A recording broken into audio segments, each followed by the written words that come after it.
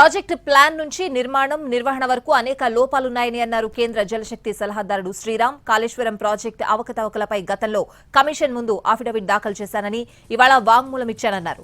సరైన investigation, research, టెస్టులు చేయకుండానే ప్రాజెక్టు నిర్మాణం చేశారన్నారు శ్రీరామ్. కాళేశ్వరం ప్రాజెక్టు డిజైన్ మధ్యలో మారుస్తూ వచ్చారని, దాని గురించి కేంద్రానికి ఎలాంటి సమాచారం ఇవ్వలేదన్నారు. మేడిగడ్డ, అన్నారం, సుందిళ్ల బ్యారేజ్లు కుంగిపోయే ప్రమాదం ఉందని చెప్పారు.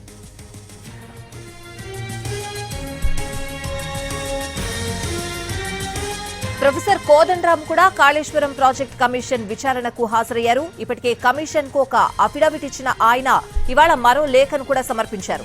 ప్రాజెక్టు నిర్మాణం ఇంజనీర్ల సూచనలకు వ్యతిరేకంగా జరిగిందని అన్నారు.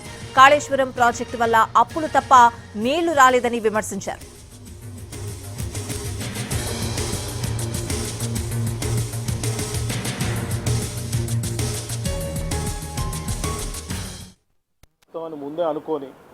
మారుస్తామని ముందే అనుకొని దాన్ని ఏ విధంగా సమర్థించుకోవాలనే దాని మీద మహారాష్ట్ర ఒప్పుకోలేదని నెపం నెట్టి ఇక్కడికి తీసుకొని వచ్చింది. మరి ఇక్కడికి తీసుకొచ్చిన తర్వాత కూడా ఏం చేసిండ్రు?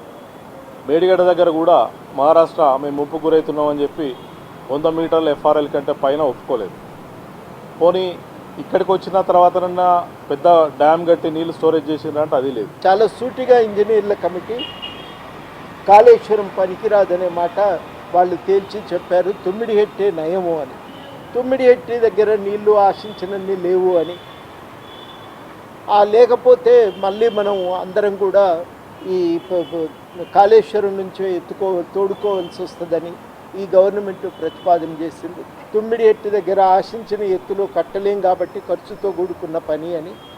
ఆ సమయంలోనే మాకు బాగా ఈ విషయంపై చాలా చర్చ చేసి చాలా సూటిగా ఇంజనీర్ల కమిటీ కాళేశ్వరం పనికిరాదనే మాట వాళ్ళు తేల్చి చెప్పారు. తుమ్మిడిహెట్టే నయము అని, తుమ్మిడిహెట్టి దగ్గర నీళ్లు ఆశించిన